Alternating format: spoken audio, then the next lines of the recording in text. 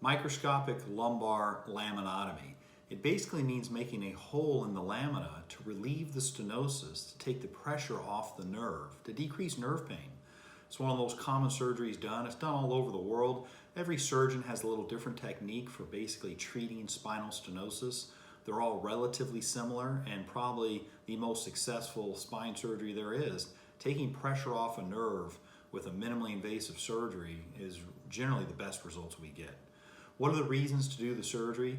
If somebody has neurogenic claudication, which means pain down their butt, down their legs due to stenosis, which generally stops them from being able to stand or walk for a prolonged period of time, it's from the stenosis, and the microscopic surgery takes the pressure off the nerve and helps people stand and walk.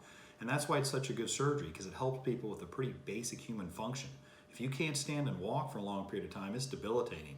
And if you can have a minimally invasive outpatient surgery that can help, it can really change somebody's life dramatically. But there's always risk with any surgery.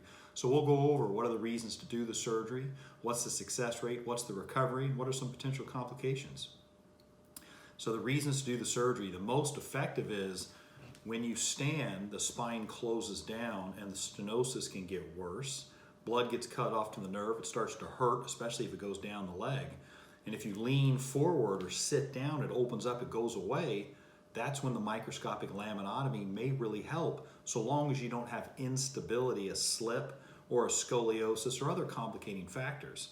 And so the surgery basically just goes in and makes a little room for the nerve. We typically try non-operative treatment first, such as physical therapy and spinal injections and everything else, but ultimately this is a mechanical problem, and if it's not getting better, surgery is the only thing that mechanically fixes it, opens up the hole for the nerve.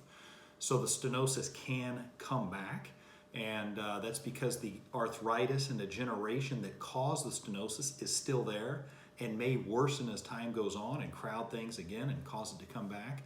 So it's a great surgery because it doesn't do a whole lot, just goes in, makes more room for the nerve, but it's also limited because it can come back and it may not provide 100% relief.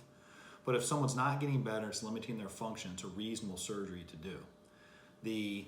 As far as the technique of the surgery goes, we typically do a microscopic laminotomy. Otomy means make a hole in the lamina. The lamina is this arch of bone in the back, and if you make a hole in the lamina, it allows you to get down to the side of the facet joint, the tip of the facet joint, and shave down the overgrowth of the facet joint, which is the arthritis. Just like your knuckles get bigger as you get older from the arthritis of the finger joint, this facet joint gets overgrown, bone spurs, synovial cysts, all that crowds and pinches the nerves. We go in with a microscope, we typically work from the opposite side of the table so that we can shave down the overgrowth and save the normal, still functioning part of the joint, because we want to preserve the stability. So the key is, you may hear a lot of stuff on the internet about minimally invasive, tubular, endoscopic, all this different kind of stuff. The key is, are you saving the facet joint? As long as you save the joint, that's the key, and that's one of the reasons why we specialize in these microscopic surgeries in athletes, because we do a lot of work to save that joint. That's the functioning part. A laminectomy, which is the surgery that's been done for 100 years, is if you cut the lamina here and here and take the whole roof off. We still do that surgery occasionally if it's warranted. If the stenosis and the pinching of the nerves is all the way under the lamina, you may have to take the whole thing off. And that still preserves stability because you save the joints on both sides and the pars, the bridging bone in between the joints. As long as you save that, most of the stability is still preserved. However, because we take care of athletes and everybody else, we try and save as much as we possibly can. And typically, we can make a hole in the lamina, get rid of the problem, and not take the whole lamina out. So we typically do a microscopic laminotomy rather than laminectomy. As far as the complications of the surgery, there's always a risk with any surgery. There's a risk of bleeding, infection, spinal fluid leak, nerve damage, which can result in numbness, weakness, pain, stroke, heart attack, death. There's a risk for having to have another surgery because the stenosis grows back. There's a chance the stenosis doesn't get relieved all the way due to other complicating factors. But overall, it's a very successful surgery. Our results, typically around 90% of people get significant improvement in their pain and symptoms, are happy they did the surgery. The chance of complications is certainly less than 5%, and most of them are temporary and treatable. but there is always a potential risk of permanent issues from the surgery.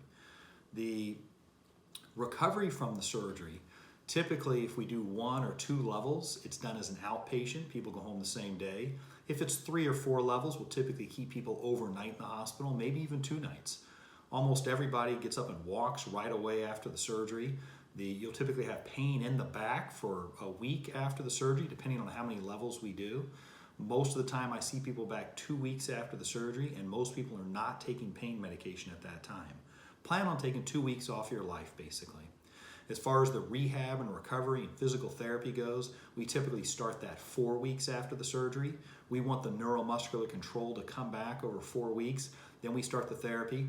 We typically send people to a physical therapist or a chiropractor or their athletic trainer with their team to teach them the core stabilization exercises. They're all in our app, the Back Doctor app.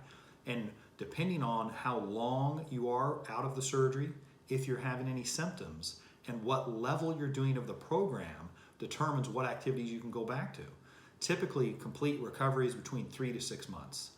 If you have any questions at this point, or if you want us to help, please email us at info@watkinsspine.com, or you can call for an appointment, 310-448-7890. Thank you.